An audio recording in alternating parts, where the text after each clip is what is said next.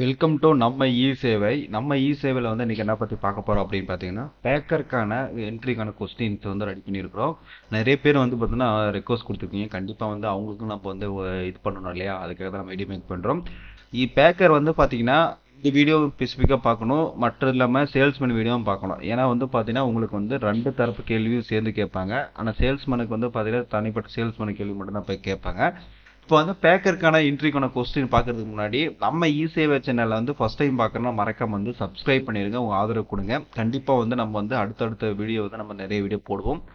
இப்போ வந்து பார்த்தீங்கன்னா கொஸ்டின் போகிறதுக்கு முன்னாடி வந்து நம்ம வந்து கிட்டத்தட்ட வந்து சேல்ஸ்மேனை வந்து இதுக்கு மேலே இன்ட்ரி அட்டன் பண்ணுறவங்க வந்து இப்போ வீடியோ பார்க்குறீங்க அப்படின்னா இந்த வீடியோவில் வந்து நம்ம கிட்டத்தட்ட வந்து ஒரு 12 வீடியோ 13 வீடியோ வந்து பார்த்தீங்கன்னா சேல்ஸ்மேன் சம்மந்தப்பட்ட வீடியோ போட்டிருப்போம். அந்த வீடியோ வந்து கண்டிப்பாக பாருங்கள். கிட்டத்தட்ட வந்து 10 பார்ட் வந்து கொஸ்டினுக்கான பார்ட்டு போட்டிருக்கோம். இதில் நிறைய பேர் வீடியோ பார்த்தீங்க வந்து பார்த்தீங்கன்னா மிகப்பெரிய உற்சாகத்தில் வந்து கமெண்ட் பண்ணியிருக்கேன், மிகப்பெரிய ஒரு சந்தோஷம். இப்போ வந்து பார்த்தீங்கன்னா நம்ம கொஸ்டின் போயிடலாமா? கொஸ்டின் போடலாமா? அப்போ வந்து கேள்விக்கு வந்து நம்ம ஒரு 15 கேள்விக்கு மேலே 20 கேள்விக்கு மேலே எடுத்து வச்சுக்கிறோம். அந்த கேள்வி மட்டும் பார்த்தீங்கன்னா மேலோட்டமாக இந்த சம்மந்தப்பட்ட மாதிரி விஷயங்கள் வந்து பார்த்தீங்கன்னா மட்டும் போதும். இப்போ வந்து என்னென்னா, இப்போ ஃபர்ஸ்ட் கேள்வி வந்து ஒரு கிலோ எவ்வளோ கிராம் அப்படின்னா, ஒரு கிலோ 1000 கிராம். இதுதான் வந்து பார்த்தீங்கன்னா பேக்கருக்கான கொஸ்டின் இந்த மாதிரி தான் வரும். ஒரு லிட்டர் எவ்வளோ மில்லி லிட்டர்? ஒரு லிட்டர் வந்து பார்த்தீங்கன்னா மண்ணெண்ணெய் ஊற்றுனீங்கன்னா எத்தனை மில்லி லிட்டர் வரும் அப்படின்னா 1000 மில்லி லிட்டர். அது மாதிரி ஒரு டன் எத்தனை கிலோ அப்படின்னா 1000 கிலோ வந்து ஒரு டன் அப்படின்னு கேட்கல. ஒரு குண்டால் எத்தனை கிலோ? இது வந்து சேல்ஸ்மேனுக்கு எனக்கு கேட்டாங்க, நேற்று கேட்ட கேள்வி. இது வந்து ரெண்டு பக்கம் கேட்பாங்க. குண்டால்ன்றது வந்து பார்த்தீங்கன்னா 100 கிலோ ஒரு குண்டால்னு சொல்லுவாங்க. அது வந்து மற்ற இடத்துல வந்து பார்த்தீங்கன்னா ஒரு சில இடத்துல ஒரு மாதிரி சொல்லுவாங்க. ஆனால் அரிசி பொறுத்த வரைக்கும் ஒரு குண்டால் வந்து 100 கிலோ வந்து ஒரு குண்டால். நீங்கள் ஸ்டாக் எவ்வாறு வந்து மெயின்டைன் செய்ய போகிறீங்க அப்படின்னு கேட்டாங்கன்னா, ஸ்டாக் வந்து சரியான அளவில் இருக்கும் வகையில் தினசரி கணக்கு பதிவு செய்வோம், தேவையான அளவில் புதுப்பிக்கப்படும். இப்போ வந்து ஒரு ஸ்டாக் மெயின்டைன் பண்ணுற ஒரு ரிஜிஸ்டர் பண்ணுறோம் அப்படின்னா காலையிலேயும் வந்து ஸ்டாக் ஓப்பனிங் ஸ்டாக் எவ்வளோ இருக்குது, சேல்ஸ் ஸ்டாக் எவ்வளோ, க்ளோசிங் ஸ்டாக்காக மீதி ஸ்டாக் என்னன்றது மட்டும் கரெக்டாக அக்யூரேட்டாக வந்து நம்ம வந்து பார்த்தோன்னா ஸ்டாக் வந்து மெயின்டைன் பண்ணிக்கலாம் அப்படின்ற மாதிரி சொல்லணும்.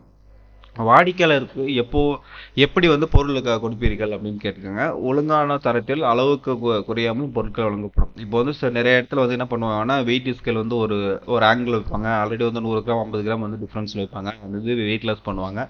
அதெல்லாம் இல்லாமல் கரெக்டான பொருள் வந்து கரெக்டான தரத்தில் வந்து கொடுக்கணும் அப்படின்ற விஷயத்த வந்து நீங்கள் வந்து சொல்லணும். அடுத்தது வந்து வாடிக்கையாளர் கூட்ட நெரிசல் இருக்கும்போது எவ்வாறு கையாளுவீர்கள்?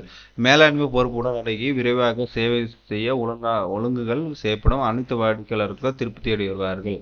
கூட்ட நெரிசல் வந்து என்ன பண்ணணும்னா, நீங்கள் வந்து பொருள் வந்து கொடுக்க முடியாது, சண்டை போடக்கூடாது, மூஞ்சி சுழிச்சி கூடாது. நல்லா வந்து பார்த்தீங்கன்னா புன்னகையோட அவங்கள வந்து லைன் நிற்க வச்சு ஒன்று ஒன்றா கொடுக்கணும்.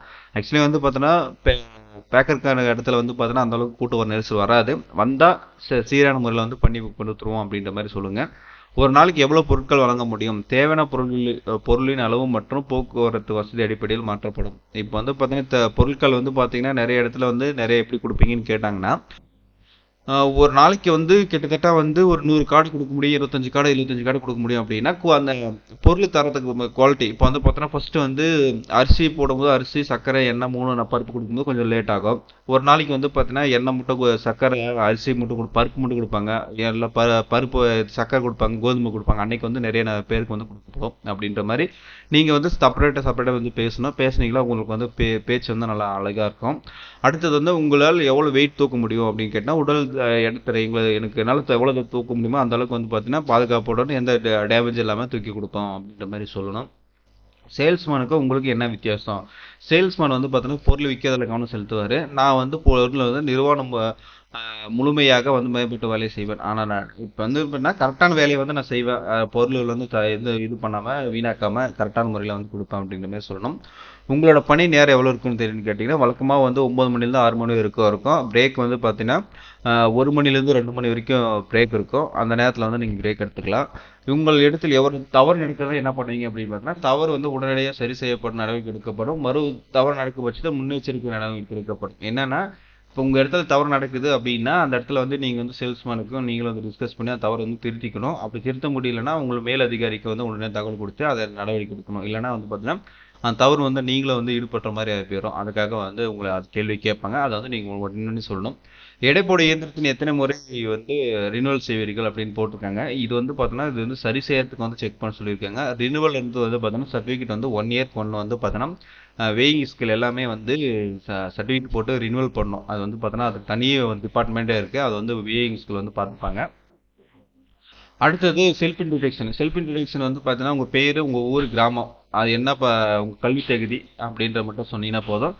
மேக்ஸிமம் இது கல்வி தகுதி வந்து 10வது கேட்டிருக்காங்க. இதுக்கப்புறம் நீங்கள் 10வது படித்தா மட்டும் சேரணுமான்னு கேட்டிங்கன்னா 10வது பாஸ் பண்ணியிருந்தீங்கன்னா அது சேரலாம். அதுக்கு மேலே வேணும்னா நீங்கள் வந்து சேர்ந்துக்கலாம். அதெல்லாம் ஒன்றும் பிரச்சனை இல்லை. உங்களுக்கு ரேஷன் கடை வேலை தொடர்பான அனுபவம் உள்ளதா அப்படின்னு கேட்டாங்கன்னா, உங்க ஆல்ரெடி வேலை இருந்தால் இருக்குன்னு சொல்லுங்கள், இல்லைன்னா இல்லைன்னு சொல்லிருங்க. இல்லைன்னா இல்லை அப்படின்னு சொல்லுங்க, நான் வந்து அந்த வேலை வந்து சீக்கிரமாக கற்றுக்குவேன் அப்படின்ற மாதிரி சொல்லுங்கள். இவங்களோட டியூட்டி நேரத்துக்கு அதிக வேலை இருந்தால் என்ன செய்வீர்கள் அப்படின்னா, அந்த நேரத்தில் மேலே அதிக வேலை செய்ய தயாராக இருக்கும். ஒரு சுறுசுறுப்பாக வேலை செய்யறதுக்கு வந்து நான் தயாராக இருப்பேன் அப்படின்ற மாதிரி நீங்கள் சொல்லணும். கணினி மற்றும் கணக்கு பதிவு வேலைகளில் வந்து பார்த்தீங்கன்னா உங்களுக்கு அனுபவம் உள்ளதான்னு கேட்டிங்கன்னா, ஆல்ரெடி வந்து மேக்ஸிமம் வந்து கம்ப்யூட்டர் நாலேஜ் வந்து நிறைய பேர் தெரிஞ்சிருக்கோம். தெரிஞ்சுதான் தெரியும்னு சொல்லுங்கள். தெரியலன்னா சீக்கிரம் வந்து நான் கற்றுக்குவேன் அப்படின்ற மாதிரி வந்து சொல்லுங்கள்.